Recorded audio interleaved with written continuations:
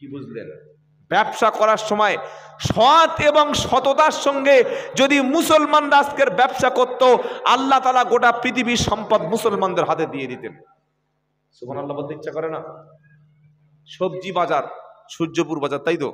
কত বড় মার্কেট, বিশাল বড় মার্কেট না? বারাইপুরের মধ্যে বিশাল বড় মার্কেট। 100-র মধ্যে 95টা মুসলমান মাল বিক্রি করে। মানুষকে মাল বিক্রি করার সময় বলে এক, আর বিক্রি করার ভিতরে দেওয়ার সময় মালটা দেয় এক। এখানে ইমানের সততার দরকার ছিল না? ছিল না? এখানে ইমানের প্রশ্ন তো মুসলমান ফেল করেছে। আল্লাহ পাক কেন ফেরেশতা ফিলিস্তিনে পাঠাচ্ছে না ভাববেন। আল্লাহর ওয়াদা ছিল, ওয়ালা তাহিনু ওয়ালা তাহজানু ওয়া আনতুমুল আউলাউনা ইন কুনতুম মুমিনিন। তুমি চিন্তিত হয়ো না, তুমি হতাশ হয়ো না, তুমি ভেঙে পড়ো না, আমি আল্লাহ তোমাকে জয়ী করব যদি তুমি মুমিন হতে পারো। মুমিনের 5টা কোয়ালিটি। 1, আল্লাহর নাম শুনলে অন্তরে কম্পন সৃষ্টি হবে। নাম্বার 2, কোরআন তেলাওয়াত করলে তার ঈমান বাড়বে। নাম্বার 3, আল্লাহর প্রতি তার ভরসা থাকবে। নাম্বার 4, ঈমানদার ব্যক্তি কখনো বেনামাজি থাকবে না। বাবরি মসজিদ, রাম মন্দির হচ্ছে, খুব কষ্ট হচ্ছে, তাই না? এই কষ্ট হচ্ছে মুসলমানদের। বাবরি মসজিদটা চলে গেছে গো, রাম মন্দির হচ্ছে গো, কি সর্বনাশ মোদি করলো গো। আপনার মসজিদটা 10 বছর পরে হবে না, কি গ্যারান্টি আছে? টাইলস, এসি, দামি দামি কাঁচ, দামি দামি গ্লাস মসজিদে লাগিয়েছে। মসজিদের আসল খোরাক তো হচ্ছে নামাজি। সে নামাজি কই? ফজরের সময় সালাম ফিরিয়ে দেখো 60 বছর, 70 বছর, 75 বছরের বৃদ্ধগুলো। কেন? পাড়ার জন ছেলেগুলো কি সব জেলখানায় আছে? পাড়ার জন ছেলেগুলো সব কি জাহান্নামে চলে গেছে? কেন আমরা আমাদের ছেলেদেরকে আল্লাহ রাস্তায় আনতে পারছি না? আমি বাপ হিসাবে আমার দায়িত্ব কি পালন করছি? প্রথম যে ভুলটা করেছি সেটা, সন্তানকে আমি ইসলাম শিক্ষা দিইনি। প্রথম আমি বলেছিলাম যে দুনিয়ার শিক্ষা আমরা দিয়েছি। আমার ছেলে ডাক্তার হবে, মাস্টার হবে, ইঞ্জিনিয়ার, ব্যারিস্টার হবে, কিন্তু আল্লাহর নবী বলল সবচাইতে ধিক্কৃত ব্যক্তি কিয়ামতের দিন সে, সন্তানকে দুনিয়াতে আল্লাহ চেনাই নিজে। বাপ সেদিন কিয়ামতের দিন জান্নাতে যাবে বলে রেডি, নেকি আছে, কোরআন আছে, আমল আছে, সবকিছু ঈমান আছে। হঠাৎ পিছন দিক দিয়ে ছেলে ডাকবে, পিছন দিক দিয়ে মেয়ে ডাকবে, ডেকে বলবে রব্বানা আরিনাল্লাহ দাইনি আদাল্লানা মিনাল জিন্নি ওয়াল ইনস নাজআলহুমা তাহতা আকদামিনা লিয়াকুনা মিনাল আসফালিন। 24 পারা সূরা হামিম সাজদার 29 নম্বর আয়াতে আল্লাহ পাক বলছে, মানুষ যখন জাহান্নামে যাবে আল্লাহকে বলবে, আল্লাহ আমি কেন জাহান্নামে আসলাম? আমার বাপ মা, আমার আত্মীয় স্বজন, মানুষ এবং জিনদের মধ্যে কারা আমাকে সঠিক পথ দেখায়নি, তাদেরকে আমরা চিনিয়ে দাও, চিনিয়ে দাও। কারা আমাকে মসজিদে যেতে বলেনি, কারা আমাকে দিন শিক্ষা দেয়নি। আমি রমজান মাসে ঈদের সময় চুল কেটেছি শয়তানের মতো, 1 জানুয়ারি গান বাজনা করেছি জানোয়ারের মতো। আছে ওমার পাড়া দুটোটা আছে, এমন জোরে গান বাজছে 1 জানুয়ারি, 31st নাইট হচ্ছে, মনে হচ্ছে যেন খ্রিস্টান পাড়ায় বাস করছি। মসজিদের নামাজ গুলিয়ে দিচ্ছে। কি বুঝলেন? আমরা নামাজ পড়ে মুসাল্লিরা বাবা চল বাড়ি গিয়ে শুয়ে পড়ি। কি করব, এখনকার ছেলেরা কথা শোনে না। ছেলেরা কথা শোনে না। ছেলে যদি কালকে 3টে শুয়োরের বাচ্চা কিনে বাড়িতে পুষবো বলে, আপনি কি বলবেন? ঠিক আছে বাবা থাক, ছেলেরা কথা শোনে না, শুনবেন? ছেলে যদি ঘরে আগুন জ্বালিয়ে দেয়, শুনবেন তো? তো আপনার ছেলে, আমার ছেলে, আমার পাড়ার ছেলে, মসজিদ কমিটি, ইমাম সাহেব, গ্রামের যে মতওয়াল্লি, গ্রামের যে সেক্রেটারি, পঞ্চায়েতের যে সদস্য, গ্রামের মুরব্বীরা সব কি মুখে একটা করে প্লাস্টিকের কভার পরে বসে আছে?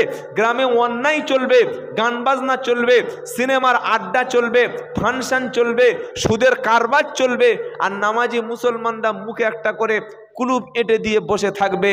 এটা কখনো ঈমানের দাবি হতে পারে না। 57টা মুসলিম দেশ থাকার পরে একটা দেশ অন্তত যদি ইসরায়েলের বিরুদ্ধে, আমেরিকার বিরুদ্ধে, এই 80 লক্ষ ইহুদির বিরুদ্ধে প্রতিবাদ করত, জীবনের সাহস হতো না কখনো ফিলিস্তিনের মুসলমানদের মার খার। আমরা আমাদের নিজের পেট, পকেট, বিবি, বাচ্চা নিয়ে ব্যস্ত আছি। সৌদি আরব এখন ব্যস্ত আছে উমরা নিয়ে। কি নিয়ে? উমরা। তাই পাকিস্তানের শ্রেষ্ঠ আলেম, বর্তমান বিশ্বে যত বড় বড় আলেম আছে তার মধ্যে একজন আলেম হচ্ছে আল্লামা জাস্টিস তাকি উসমানী হাফিজাহুল্লাহ। বলুন সুবহানাল্লাহ। বিশাল বড় আলেম, বিশ্ববিখ্যাত আলেমের মধ্যে একজন আলেম। আমরা আলেম কাদের বলি জানেন? তারা বক্তা, তাই তো? যত বড় বক্তা মনে করি তত বড় আলেম। বক্তা হওয়ার জন্য এখন আর পড়াশোনার দরকার নাই। ভালো একটা হাই কোয়ালিটির টুপি আর সুপার কোয়ালিটির গলা, কি বুঝলেন? ও দাদা জানেরা, 3-4 বছর পরে দেখবে ডেট আর ফাঁকা নাই, খালি ছুটছে লোক। আল্লাহু আকবার। তো জাস্টিস তাকি উসমানী হাফিজাহুল্লাহ তিনি বলছেন, বর্তমান যুগে দাঁড়িয়ে মুসলমানদের জন্য নফল উমরা করার চাইতে এই টাকাটা ফিলিস্তিনের মুসলমানদের দেওয়াটা বেশি জরুরি। সুবহানাল্লাহ বলতে ইচ্ছা করলো না? তুমি কাবা শরীফে গিয়ে লাব্বাইক আল্লাহুম্মা লাব্বাইক লাব্বাইক লা শারিকা লাকা লাব্বাইক তুমি পড়তে শুরু করেছো, তুমি ওমরা করছো, নফল ওমরা, বাড়ির পাশে মসজিদে নামাজ হচ্ছে, খবর নাও না। নফল ওমরা করতে গিয়েছো, গিয়ে বলছে আমি ওমরা হজ করেছি। ওমরা কোনোদিন হজ হয়? কথা বলে না। এই ওমরা হজ, হজ তো ফরজ আর ওমরা হলো নফল। আল্লামা তাকি উসমানী হাফেজাহুল্লাহ বলছেন, বিশ্বের সমস্ত মুসলমানদের উচিত ওমরা টাকাটা ব্যয় না করে সেই টাকাটা ফিলিস্তিনের মুসলমানদের দেওয়া। এবছর রমজান মাসের পরে এই হজের মৌসুম শুরু হওয়ার আগে 30-40 লক্ষ মানুষ কাবা শরীফে তওয়াফ করেছে, লক্ষ লক্ষ টাকা খরচ করে উমরা করে এসছে। অথচ আমাদের প্রথম কিবলা, যে কিবলাটা যদি আজকের পরিবর্তন না হতো, আল্লাহ নবী যখন নামাজ ফরজ হয় মদিনায় যাওয়ার পরে নবী কিন্তু কাবা শরীফের দিকে ফিরে নামাজ পড়তেন না। জানা আছে ইতিহাস? কোন দিকে কিবলা ছিল?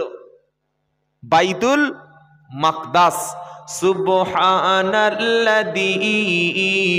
আসরা বিআবদিহি লাইলাম মিনাল মাসজিদিল হারামি ইলাল মাসজিদিল আকসা, মাসজিদিল আকসাল্লাযী বারাকনা হাওলাহু লিনুরিয়াহু মিন আয়াতিনা ইন্নাহু হুয়াস সামিউল বাসীর। 15 পারা সূরা বানী ইসরাইলে, এই সূরা বানী ইসরাইলের মধ্যে বাইতুল মাকদাসের কথা আল্লাহ বলছে, যেটা হলো মুসলমানদের প্রথম কিবলা, যেটা হচ্ছে মুসলমানদের জন্য প্রথম কিবলা। নবী বলছেন পৃথিবীতে 3টি মসজিদ ছাড়া অন্য কোন মসজিদের উদ্দেশ্য, জিয়ারাতের উদ্দেশ্য তোমরা সফর করো না। কেউ দেখবেন আজমিরে যায়, বলে হুজুর 3 বার আজমিরে গেলে 1 বার হজ হয়। শুনেছেন না? পাড়ায় এরম পার্টি আছে, আজমিরে যাওয়া পার্টি। যাই হোক, দিনের মেহনতে ভণ্ডামিগুলো বন্ধ হয়েছে, কি বুঝলেন? 3 বার আজমিরে গিয়ে বলছে আমি আজমিরের হাজি। শয়তান কোথায় ছিল রে? আজমিরে কোনোদিন হজ হয়? আল্লাহ নবী বললেন লা তাশুদ্দুর রিহাল ইল্লা মিন সালাসা, 3টি জায়গা ছাড়া জিয়ারতের উদ্দেশ্য যেন কোনো জায়গায় সফর করো না। 3টি জায়গা, একটা হচ্ছে বাইতুল্লাহ, কাবা শরীফ, মসজিদুল হারাম। খুব ভালো করে শুনবেন আর সবাইকে বলবেন, বন্ধু বান্ধবকে। আজমিরে যায় কেউ, বিভিন্ন কবর জিয়ারত করতে যায়, সওয়াবের উদ্দেশ্য যায় না? যায় না? নবী বলছে জিয়ারাতের উদ্দেশ্য, সওয়াবের উদ্দেশ্য 3টি মসজিদ ছাড়া যেন অন্য কোনো জায়গায় সফর তুমি করবে না। একটা হলো মসজিদুল হারাম, সেটা কাবা শরীফের মসজিদ। 2 নম্বর হলো মসজিদে নববী, যেটা মদিনার মসজিদ। 3 নম্বর হলো মসজিদুল আকসা, যেটা ফিলিস্তিনে ইহুদিরা দখল করেছে। এই 3টি মসজিদ ছাড়া তোমরা যেন অন্য কোনো মসজিদে সওয়াবের উদ্দেশ্য, জিয়ারাতের উদ্দেশ্য উদ্দেশ্য যেন কখনো সফর করো না। কথা মনে থাকবে ইনশাআল্লাহ। এই বাইতুল মুকাদ্দাসের দিকে আল্লাহর নবী মক্কা থেকে মদিনায় হিজরত করেছে। প্রায় 1.5 বছর 16 মাস নবী যখন নামাজ পড়তেন, মদিনাতে গিয়ে কাবা শরীফের দিকে নামাজ নয় বরং বাইতুল মাকদাসের দিকে ফিরে নবী নামাজ পড়তেন। একদিন নবী আসরের নামাজ পড়ছেন, আসরের ফরজ নামাজ কয় রাকাত? জোরে বলেন। 4 রাকাত। 2 রাকাত নামাজ হয়ে গেছে। নবী আকাশের দিকে বারবার তাকাচ্ছে, আকাশের দিকে তাকাচ্ছে আর বলছে, মনে মনে ভাবছে, রব্বানা বাইতুল মুকাদ্দাসটা আমার কিবলা না হয়ে যদি আমার কিবলাটা কাবা শরীফ বাইতুল্লাহ হতো আমার জন্য অনেক ভালো হতো। নবী নামাজের মধ্যে বারবার আকাশের দিকে তাকাচ্ছে। নামাজের মধ্যেই জিব্রাইল চলে আসলো, এসে নবীকে শুনিয়ে দিল, কদ নারা তাকাল্লুবা ওয়াজহিকা ফিস সামা ফালানুওয়াল্লিআন্নাকা কিবলাতান তারদাহা ফাওয়াল্লি ওয়াজহাকা শাতরাল মসজিদিল হারাম। দ্বিতীয় পারা, প্রথম পৃষ্ঠা, সূরা বাকারার 144 নম্বর আয়াতে, কদ নারা তাকাল্লুবা ওয়াজহিকা ফিস সামা। আল্লাহ বলছে, হাবিব গো, তোমার আকাশের দিকে তাকানোকে আমি আল্লাহ লক্ষ্য করেছি। তুমি চাইছো বাইতুল মুকাদ্দাসটা কিবলা না হয় যেন বাইতুল্লাহটা কিবলা হলে ভালো হয়। ফাওয়াল্লি ওয়াজহাকা শাতরাল মসজিদিল হারাম। নবী, আপনি আর দেরি করতে হবে না, এখনই আপনার মুখটাকে বাইতুল মাকদাসের দিক থেকে নিয়ে আপনি কাবা শরীফের দিকে ফিরিয়ে দিন। মসজিদের নবী সাল্লাল্লাহু আলাইহি সাল্লাম নামাজ পড়ছিলেন, 2 রাকাত নামাজ পড়েছে বাইতুল মাকদাসের দিকে, আর 2 রাকাত নামাজ নবী ওই অবস্থায় ঘুরিয়ে দিয়েছে কাবা শরীফের দিকে। আসরের নামাজের থেকে আল্লাহ নবী কে আল্লাহ কাবাকে পরিবর্তন করে দিল।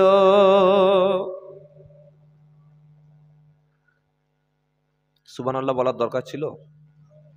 এখন বলার দরকার নেই, সেই কালকে সকাল 10টার দিকে একবার বলবে। জোরে বলুন না সুবহানাল্লাহ।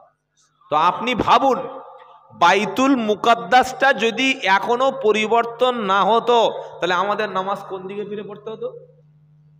কোন দিকে? বাইতুল মাকদাসের দিকে। তো সেই বাইতুল মুকাদ্দাসের মতো পবিত্র জায়গা, যেখানে নামাজ পড়লে 25,000-এর চাইতে বেশি গুণ সওয়াব হয়, সেই মসজিদটা ইহুদিদের কবজায়। আর আমরা মুসলমানরা হজ তো ফরজ, আলহামদুলিল্লাহ হজে যান, কিন্তু একবার হজে যাওয়ার পরে ট্রিপল হজ করার কি দরকার আছে? কি বলছেন? পাড়ায় তোর অনেক ছেলে আছে যারা কোরআন শিখতে পাচ্ছে না, নিজের বৃদ্ধ পিতামাতাকে ভাত দিচ্ছে না, নিজের চাচতো ভাই গরিব মানুষ ভিক্ষা করে খায় তার দিকে দেখে না, নিজের মসজিদটা ভালো করে কাজ হবে 2 পয়সা দেয় না, পাড়ায় মাদ্রাসা থেকে চাঁদা তুলতে এসছে, ভাই 2টো ছেলে পড়াশোনা করে আলেম হব, কিছু টাকা দেবেন? বলছেন আমার হবে না। বললে কেন? বললে 2 বার হজ করেছি, ফের এবছর যাব। জীবনে হজ করা ফরজ কবার? জোরে বলেন। একবার। আর একবারের পরে যত হবে নফল। আল্লামা তাকি উসমানী হাফেজাহুল্লাহ তিনি বলছেন যে নফল উমরা, হজ নয়, ভালো করে শুনবেন, ভুলভাল বুঝে বাড়ি চলে যাবেন না। নফল উমরার চাইতে সেই টাকাটা ফিলিস্তিনের মুসলমানদের পাশে দেওয়া এখন উচিত। কজন মানুষ আছে উমরাবাদ দিয়ে ফিলিস্তিনের টাকা দেবে? বরং উমরায় যাওয়ার দিন মানুষকে খাওয়ানোর সময় ওই বললাম কোল্ড ড্রিঙ্কস, মনে রাখবেন এই কোল্ড ড্রিঙ্কস খাওয়া বর্তমানে মুসলমানদের জন্য ইসরায়েলের যত প্রোডাক্ট সব ব্যবহার করা মুসলমানদের জন্য নাজায়েজ, হারাম। কেন? আপনার বাপকে যদি কেউ খুন করে, সেই খুনি মালটা যদি জামিন পায় 1 বছর পরে, ও যদি আপনাদের গ্রামে একটা দোকান করে, সেই দোকানে মাল খাবেন? আর এই খাবেন? আপনার বাপকে খুন করেছে, তার দোকানের মাল খাবেন? খাবেন না। আপনার ভাইকে তো মারছে, আপনার বোনকে তো মারছে। বিশ্বের জমিনে যত কলেমা পড়েছে সব আমাদের ভাই। জোরে বলুন সুবহানাল্লাহ।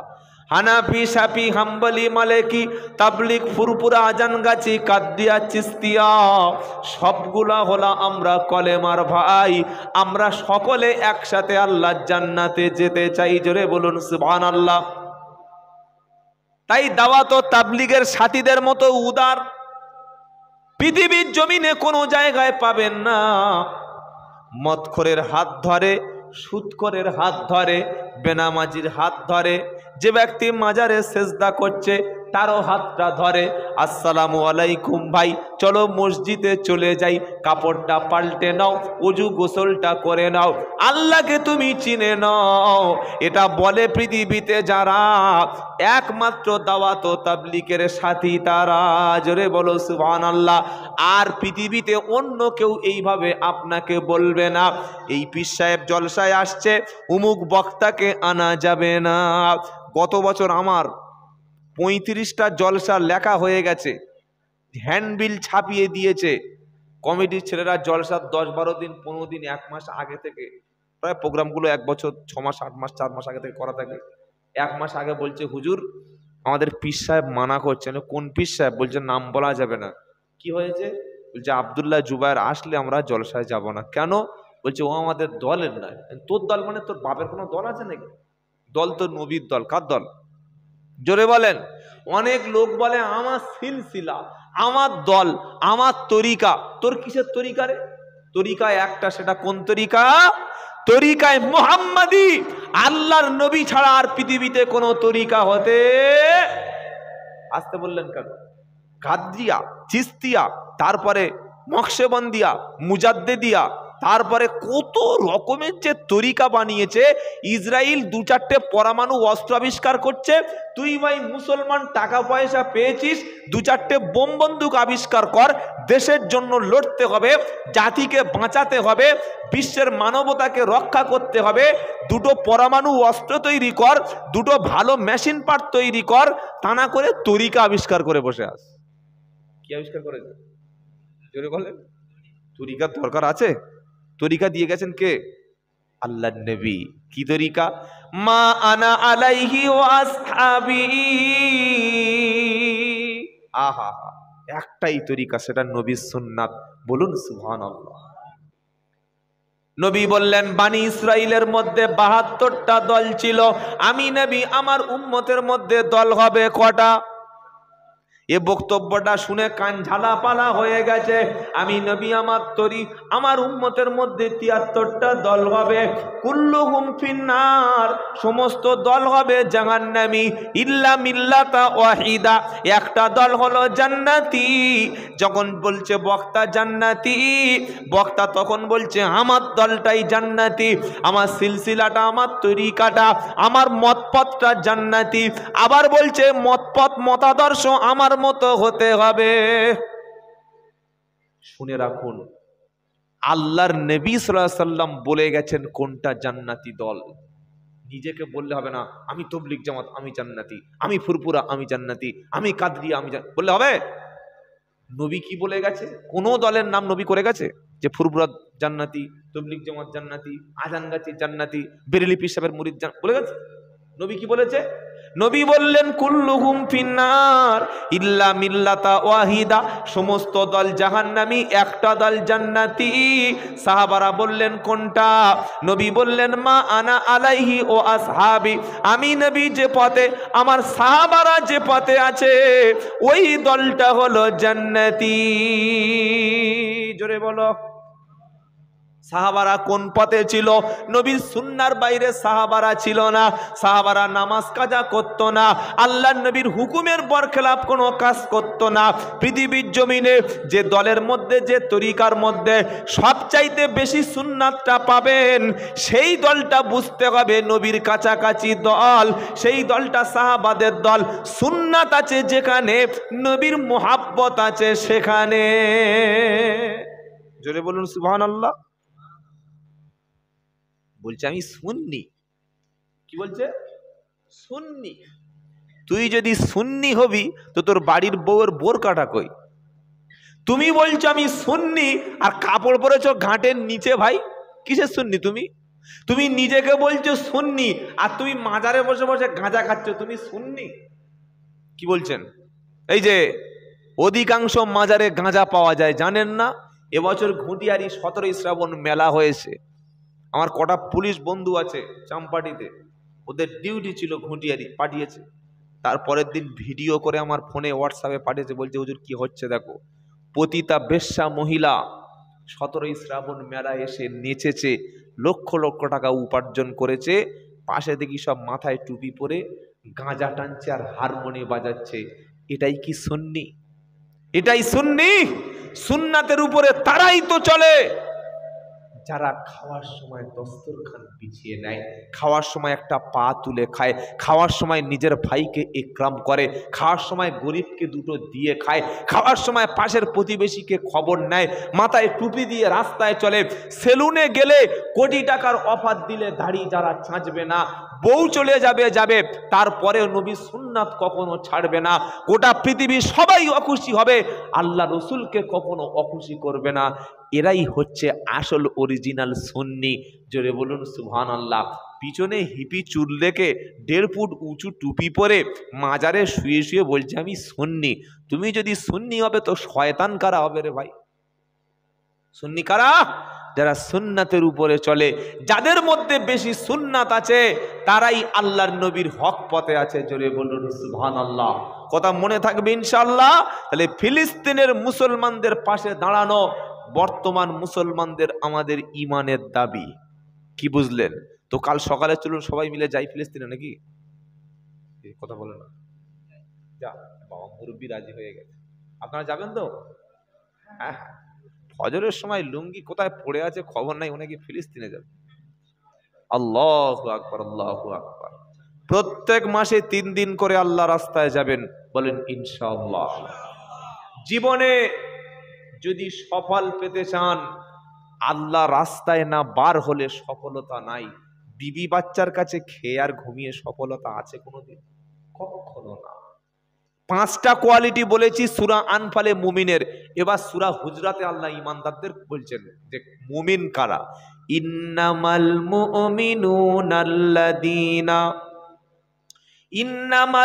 মুমিনুনাল্লাযীনা, আল্লাহ পাক বলছে মুমিন হলো তারা।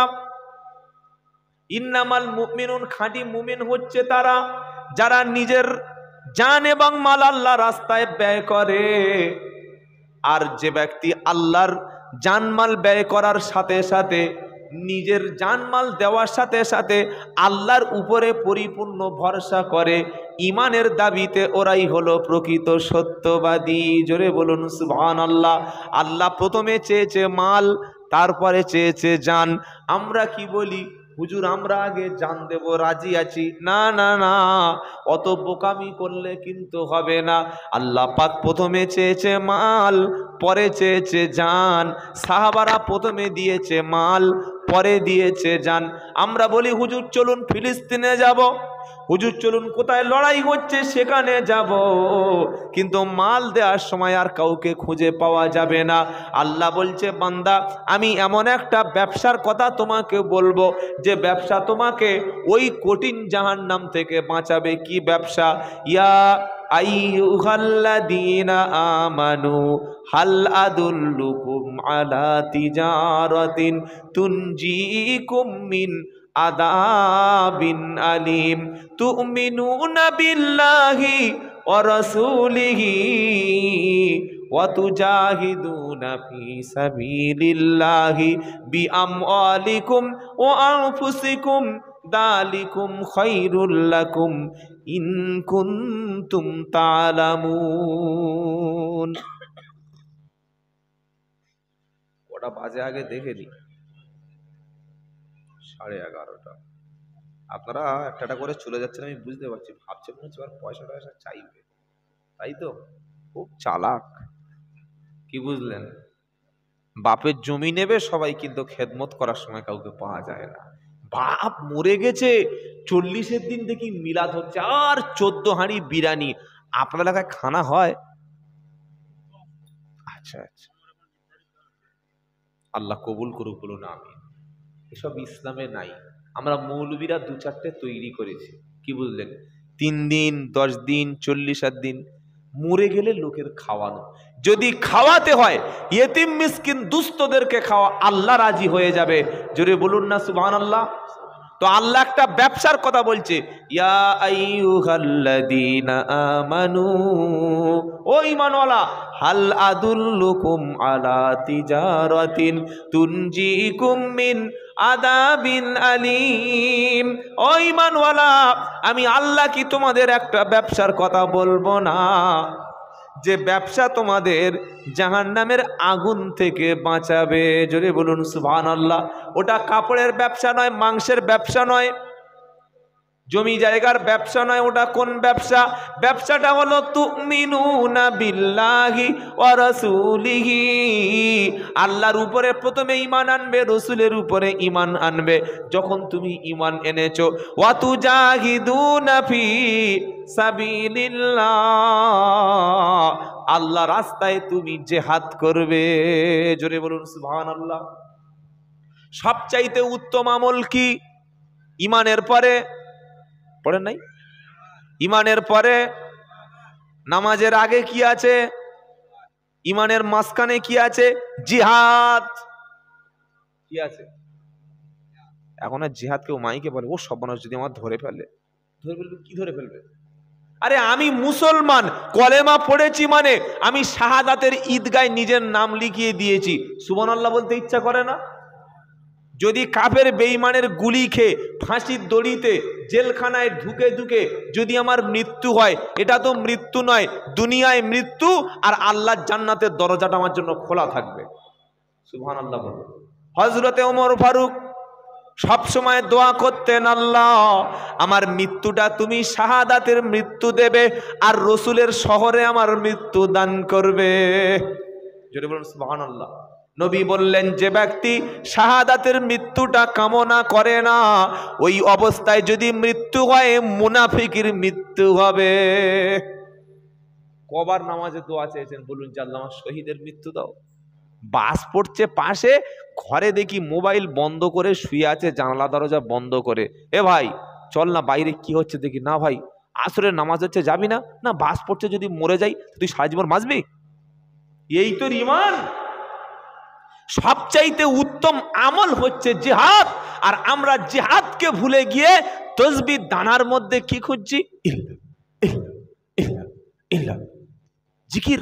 হ্যাঁ, জিকির করুন, জিকিরের মধ্যে জান্নাত খুঁজছেন, কিন্তু বিশ্বের পরিস্থিতিটা দেখবেন না। আবার কিছু পীর সাহেব মুরিদদেরকে জিকির করে, এই জিকিরটা 6 মাস চলবে। কি তরিকায়? পীরের তরিকায়। জিকির পীরের তরিকায় হবে কেন ভাই?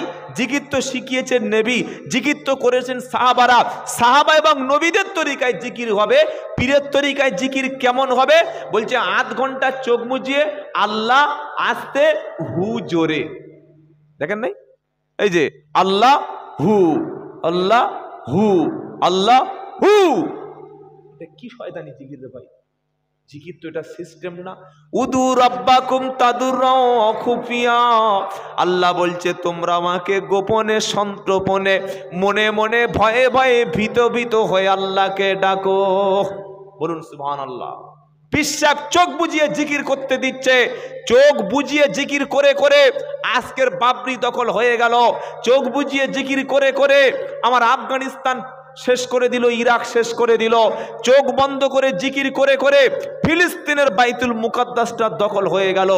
এবার একটু চোখটা খুলে বিশ্বে দেখো না ভাই, বিশ্বের মুসলমানদের কি হচ্ছে। মানবতা আজকের কোন পথে? মুসলমানের ঘরে আজকের ইসলাম নাই, কোরআন আছে পড়ার লোক নাই, মসজিদ আছে নামাজের লোক নাই। মুসলমানের ঘরের ছেলে ইহুদি খ্রিস্টানদের মতো পোশাক পরে কালচার নিয়ে ঘুরছে। এবার একটু চোখটা খোলো, বিশ্বের দিকে তাকাও। তাই ঈমানের পরে শ্রেষ্ঠ ইবাদতের নাম হচ্ছে জিহাদ। জিহাদ মানে অমুসলিমদের উপরে অত্যাচার নয়, জিহাদ মানে মারামারি কাটাকাটি নয়, জিহাদ মানে তরবারি ছুরি নিয়ে শত্রু দেখতে পেলে, কাফের দেখতে পেলে লড়াই করো, এর নাম হচ্ছে জিহাদ নয়। সবচাইতে বড় জিহাদটা ছিল নিজের নফসের বিরুদ্ধে জিহাদ। কার বিরুদ্ধে? জোরে বলো। আমাদের মনের মধ্যে একটা শয়তান বাঁধা আছে, এই শয়তানটাকে কন্ট্রোল না করতে পারলে কখনো আপনি জীবনে জয়ী হতে পারবেন না। নফসের বিরুদ্ধে জিহাদ করাটাই সবচাইতে বড় জিহাদ।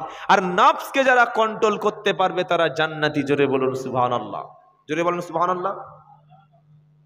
কোথায় লেখা আছে?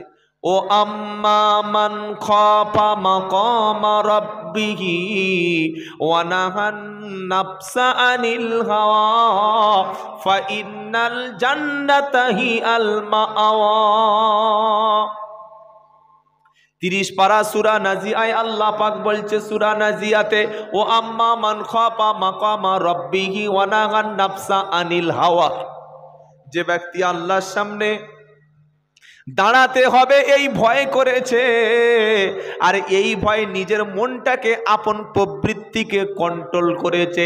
কাঁচা কাঁচা সুদের টাকা, কাঁচা কাঁচা মদ, কাঁচা কাঁচা নারী, দুনিয়ায় ভোগ বিলাসের অভাব নাই, কিন্তু আল্লাহর ভয়ে কোনো নারীর দিকে তাকায় না, আল্লাহর ভয়ে হারাম মাল হাতে তোলে না, আল্লাহর ভয়ে জীবনে কখনো সুদের মাল খায় না, আল্লাহর ভয়ে জীবনে কখনো 2 নম্বরই কাজ করে না।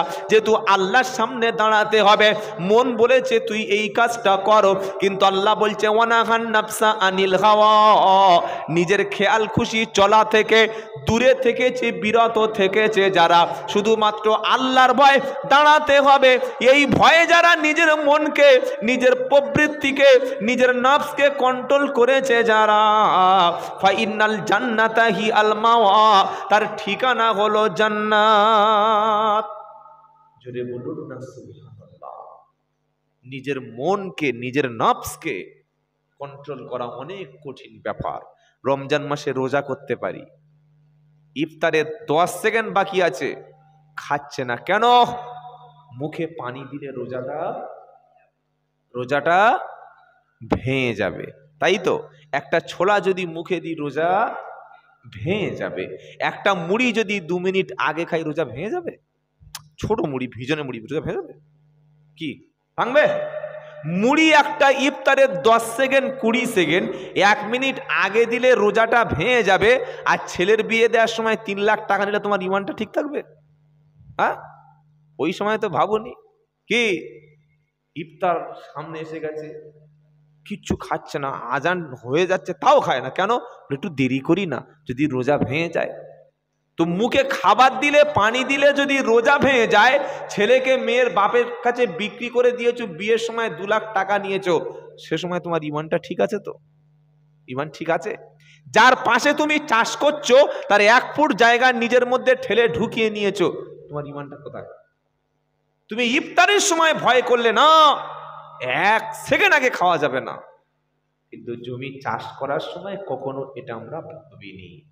মাল ওজন যখন করছি এটা তো কখনো ভাবিনি যে যদি কাস্টমারকে সামান্য ঠকিয়ে দিই ওই মালটা আমার বিক্রি করা হারাম হয়ে যাবে। যাবে না? যাবে না? ওই উপার্জনটা আমার অবৈধ হয়ে যাবে।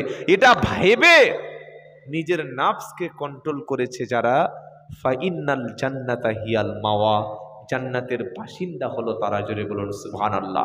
চোখের সামনে অনেক কিছু অবৈধ বস্তু আসবে, আল্লাহর ভয়ে নিজের নফসকে, নিজের চোখকে কন্ট্রোল করেছে যারা, আল্লাহ বলছেন ফাইনাল জান্নাতা হিয়াল মাওয়া, জান্নাতের অধিবাসী হলো তারা। বলুন সুবহানাল্লাহ। নফসের বিরুদ্ধে জিহাদ সবচাইতে বড় জিহাদ। ইনশাআল্লাহ বাবাজিরা, আল্লাহওয়ালা ভাইয়েরা, আল্লাহ আমাদের সবাইকে যেন আমাদের মনটাকে কন্ট্রোল করার তৌফিক দান করেন। বলুন আমিন। শোনাচ্ছিলাম আখিরাতে মাল সম্পদ জমি জায়গা কোনো কাজে লাগবে না, তবে এমন কিছু আমল আছে পৃথিবীতে যেটা করে গেলে কবরে শুয়ে শুয়েও নেকি পৌঁছাবে। বলুন সুবহানাল্লাহ। 3টি আমল আছে। কটা? যদি বলেন। হাদিস মুসলিম শরীফের, হযরত আবু হুরায়রা বলছেন, ইদা মাতাল ইনসান ইনকাতা আনহু আমালুহু ইল্লা মিন সালাসা। মানুষ যখন মারা যাবে, আদমের সন্তান যখন মারা যাবে, সেদিন থেকে সমস্ত আমল, সব দরজা বন্ধ হবে, কেবলমাত্র 3টি দরজা তার জন্য খোলা থাকবে। একটা হলো সদকায়ে জারিয়া, একটা কি? মসজিদ, মাদ্রাসা, খানকা, ইতিমখানা এগুলো করে দেওয়া। আল্লাহ যাকে ভালোবাসে তার টাকা আল্লাহর কাজে লাগে। পৃথিবীতে কোটি কোটি টাকা সম্পত্তির মালিক আছে, জীবনে কখনো 1 টাকা দিনের রাস্তায় ব্যয় করে না। মরার পরে দেখবে সাদা কাপন পরে নিয়ে যাচ্ছে টেনে গোরস্থানে, একটা টাকা ওরার কোনো কাজে সেই সময় লাগে না। নবী বলল মানুষ যখন মারা যাবে সব আমল তার বন্ধ হবে, কোনো আমল সেদিন কাজে লাগবে না। আর মৃত্যুর সময় আফসোস করবে আর বলবে ও আনফিকু মিম্মা রাযাকনাকুম মিন ক্বাবলি আইয়া আতিয়া আহাদাকুমুল মাউতু ফায়াকুলু রাব্বি।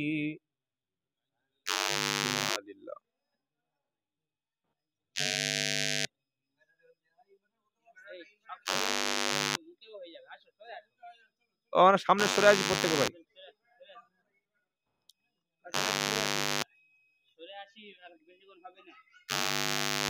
আর অল্প 2-4 মিনিট ইনশাআল্লাহ, 2-5 মিনিট কথা হবে, আপনারা যাবেন না? এই কারেন্ট চলে গেছে, এই সুযোগে পালাচ্ছে কারা বলুন তো? বহুত চালাক লোক, এলাকার লোক বহুত চালাক আছে।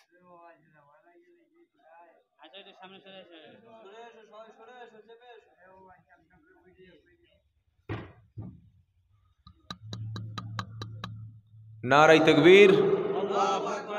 আচ্ছা আপনারা 4 জন কি ওই সিপিএম এর লোক নাকি না কংগ্রেসের লোক? সবাই আগে আসে। লা ইলাহা ইল্লাল্লাহ বলেন সবাই। কি জয় শ্রীরাম বলতে বলি না? কলেমা জিকির করতে এত কষ্ট? লা ইলাহা ইল্লাল্লাহ, লা ইলাহা ইল্লাল্লাহু মুহাম্মাদুর রাসূলুল্লাহ সাল্লাল্লাহু। জন্ম আমার নবীর যুগে হলে কেমন হতো? জোরে হবে না সুবহানাল্লাহ? জন্ম আমার নবীর যুগে হলে কেমন হতো? দুনয়নে রাসূল পাক দেখিলে কেমন হতো? দুনয়নে রাসূল পাক দেখিলে কেমন হতো? জন্ম আমার নবীর যুগে হলে কেমন হতো? আসিত ভেসে হজরতে বেলালের মধুর আযান। জোরে বলুন না সুবহানাল্লাহ। আসিত ভেসে হজরতে বেলালের মধুর আযান। যে আজানে ছিল এমন প্রেম মুগ্ধ রহমান, দয়ার নবীজির পিছে নামাজ পড়লে কেমন হতো?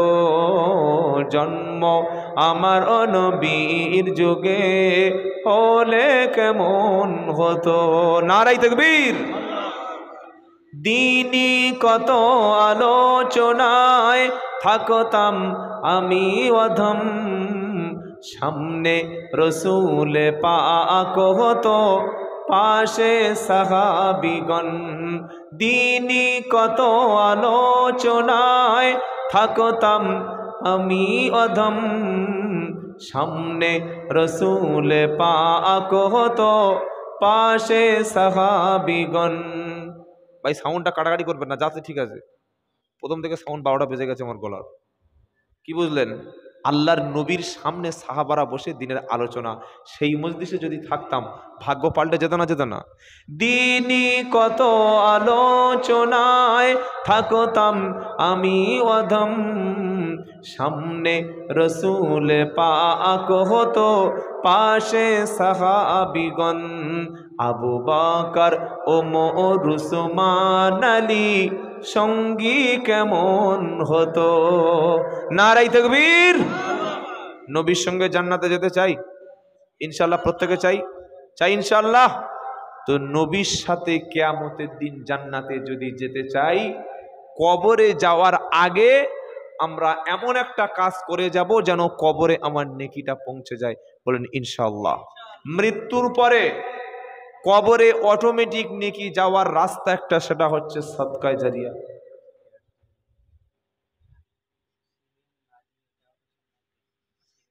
সিমেন্ট বালি দেওয়ার লোক তো সব বাড়ি চলে গেছে। আল্লাহু আকবার, আল্লাহু আকবার। মাশাআল্লাহ। তো দেখি আল্লাহর নবীর সাথে প্রথম কোন ব্যক্তি জান্নাতে দেখা করতে চায়? সবাই রাজি আছে ইনশাআল্লাহ? ঠিক আছে ইনশাআল্লাহ। দেখবো যার যতটুকু, কোনো চাপ টাপ দেবো না ভাই, কোনো চাপের কোনো কারবার নাই, যার যতটুকু সামর্থ্য। প্রথমে আল্লাহর বান্দা একজন বলবে ইনশাআল্লাহ যে আমি 3টি 1000 টাকা দিতে পারবো। বলেন কার? 3 দিয়ে প্রথমে শুরু হোক, তারপরে বাড়বে আস্তে আস্তে। আগে হালকা ডোজ মেরে দেখি, তারপরে ডোজ বাড়াবো। কি বুঝলেন? ডাক্তারখানায় গেলে প্রথমে ডোজ কি মারে? হালকা ডোজ।